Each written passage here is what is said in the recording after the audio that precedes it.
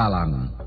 Meski awalnya kami berniat membatalkan rencana ke hutan Kalang ini karena medan jalan licin dan cuaca yang kurang bersahabat.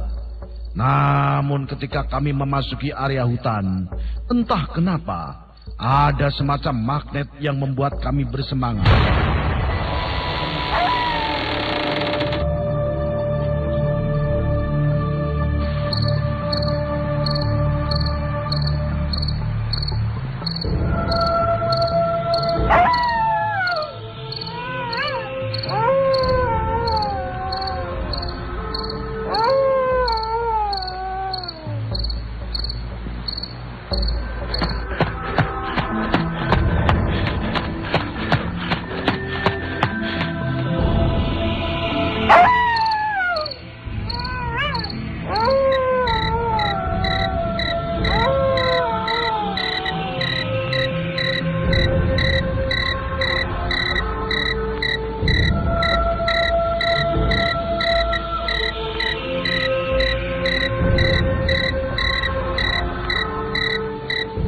Kurang lebih setengah jam dalam perjalanan, kami sempat istirahat.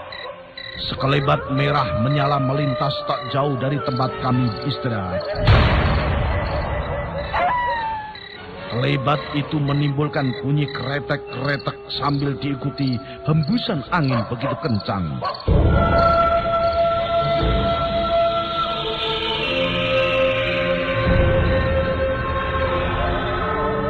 Tertegun juga.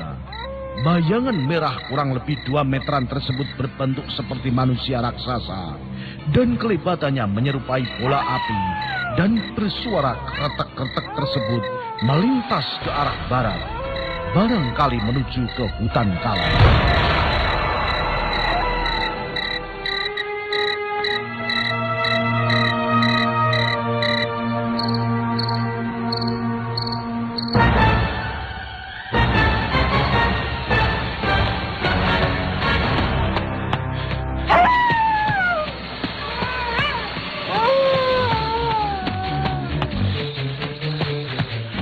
Kami hanya melihatnya melesat perlahan dengan disertai suara kemertek saja. Semula saya menganggap itu kemamang atau banaspati kata orang, suka menghisap ubun-ubun manusia. Namun kalau itu kemamang atau banaspati, begitu besar sekali. Kemamang atau banaspati seperti yang pernah beberapa kali saya lihat, tak lebih dari sebesar bola pada umumnya. Melihat gejala kurang menyenangkan itu, sempat juga kami mengurungkan niat. Dan kami rasa pertunjukan itu sudah lebih dari pembuktian mitos keangkeran hutan Kalang. Akhirnya kami sepakat untuk mengurungkan niat untuk ke lokasi. Selain cuaca yang kurang mendukung dan gerimis sudah mulai turun, jujur, melihat kelebatan bola api tadi membuat nyali 2 orang kawan menjadi ciut. Dengan penerangan 2 senter kami berjalan lambat kembali ke desa, di mana kendaraan kami titipkan di rumah penduduk.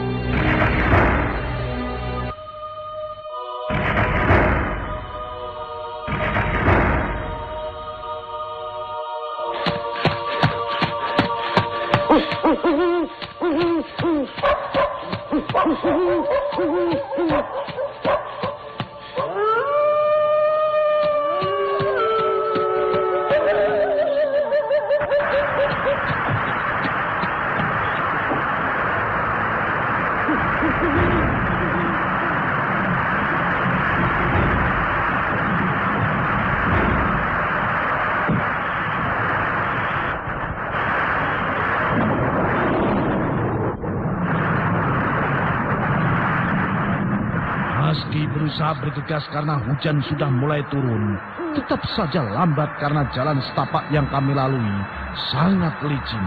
Barangkali karena hujan mengguyur beberapa kali di kawasan ini. Mendadak hujan seakan langsung ditumpahkan oleh mendung, membuat kami sedikit berlari mencari-cari tempat agak rindang untuk sekedar berteduh dan menyelamatkan barang elektronik, yakni HP dan kamera pocket, dari guyuran hujan yang tiba-tiba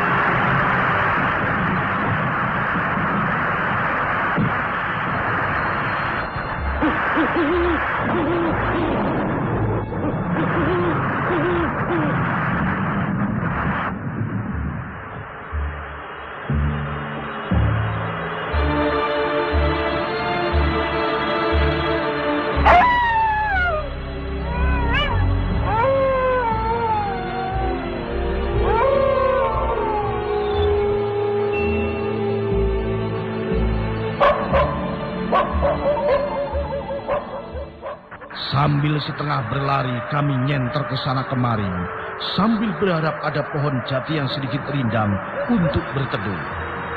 Dan akhirnya sedikit masuk ke dalam dari jalan setapak, ada gubuk penduduk sekitar yang memanfaatkan area kawasan hutan milik perhutani sebagai ladang, atau persil orang sekitar menyebutnya. Tak berapa lama kemudian kami sedikit lega. Karena hujan sedikit mereda, sudah tidak disertai angin lagi. Tapi kami bisa membuat basah kuyup untuk menerobosnya. Dan juga sama sekali saat berteduh ini kami membicarakan fenomena kelebatan merah beberapa saat yang lalu kami temui. Barangkali kalah oleh naluri menyelamatkan barang yang ada nilai ekonomisnya. Manusiawi sekali. Namun di tengah suasana diam terpekur dan berharap hujan segera reda, seorang kawan dari Jatirogo tiba-tiba mengatakan mendengar bunyi keretek-keretek pada kami bertiga, seperti ada yang terbakar katanya.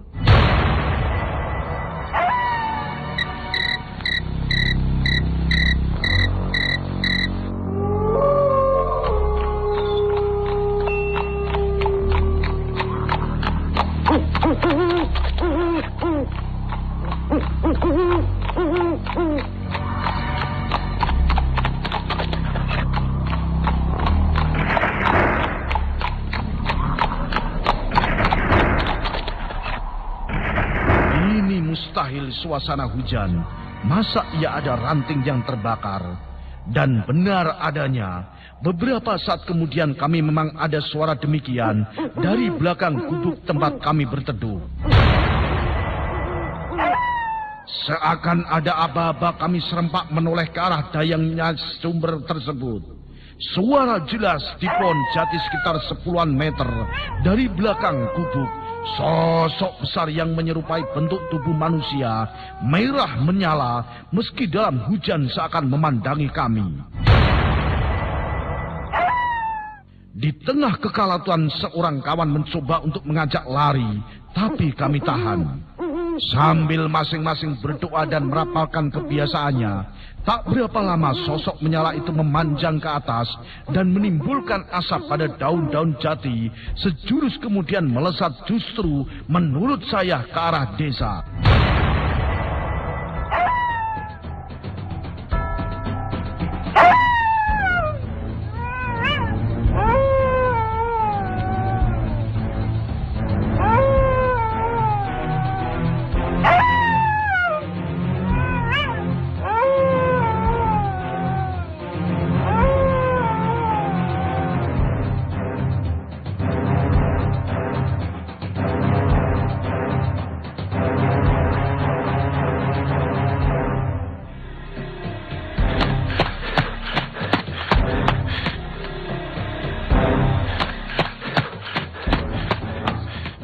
Kami berpikir makhluk itu sengaja menakut-nakuti kami. Dan dia berhasil. Kami memang keki dibuatnya setelah penampakannya yang terakhir. Melihat keadaan barusan dan sedikit menyesali kenapa belakraan ke tempat itu. Meski hujan belum reda betul, kami terpaksa berbasah-basah daripada di tempat yang memang sangat tidak toleran terhadap orang asing. Belum sempat kami berjalan jauh dari gubuk, seorang kawan yang sempat menangkap sosok tangan yang menjulur di cabang pohon jati. Seketika kami berhenti.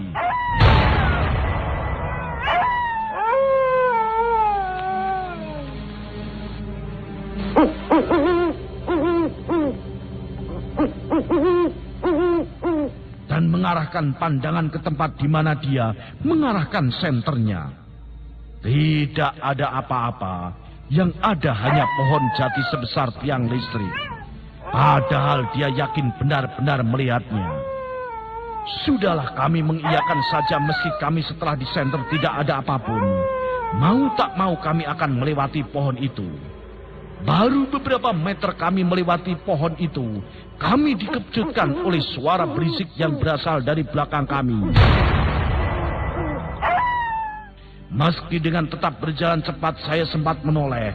Terlihat jelas pohon yang disebutkan kawan saya tadi bergoyang hebat dan seakan mau dirubuhkan. Tidak mungkin kalau itu angin. Karena itu berpusat pada satu pohon itu saja.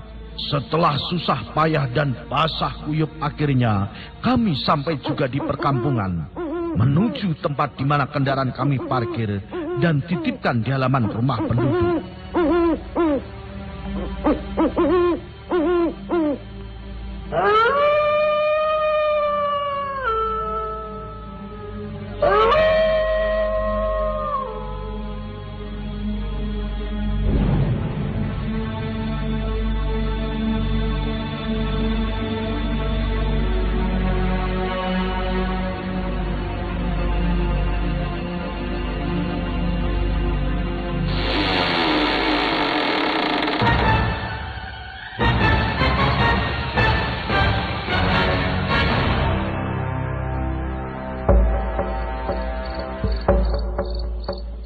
Setelah saya melepas kaos dan jaket yang basah dan berganti sarung yang sengaja saya bawa, sekedar untuk menyampaikan ucapan terima kasih karena berkenan dititipi kendaraan, kami disuruh berhenti dulu karena sudah terlanjur dibikinkan kopi sama istri itu orang.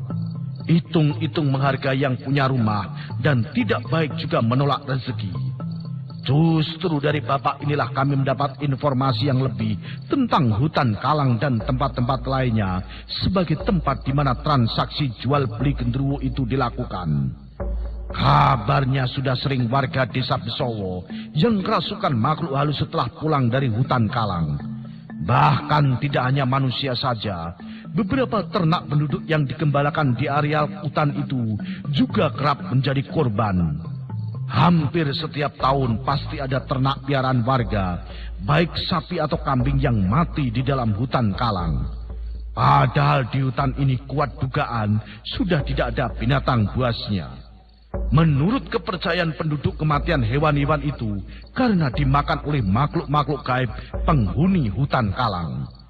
Bukan hanya itu, sudah menjadi kepercayaan masyarakat bahwa keangkeran hutan Kalang karena tempat ini adalah markasnya segala macam makhluk gaib seperti genderuwo, sundel bolong, gundul pringis, banaspati, dan setan-setan yang lainnya. Mendengar penuturan ini, pikiran kami kembali saat-saat menemui fenomena sosok merah menyala yang sempat kami lihat. Dan ketika kami ceritakan, bapak ini membenarkan kalau itu banaspati. Banaspati di hutan Kalang itu katanya ukurannya lebih besar dari banaspati tempat lain. Entahlah, saya tidak mau mengatakan itu makhluk apa.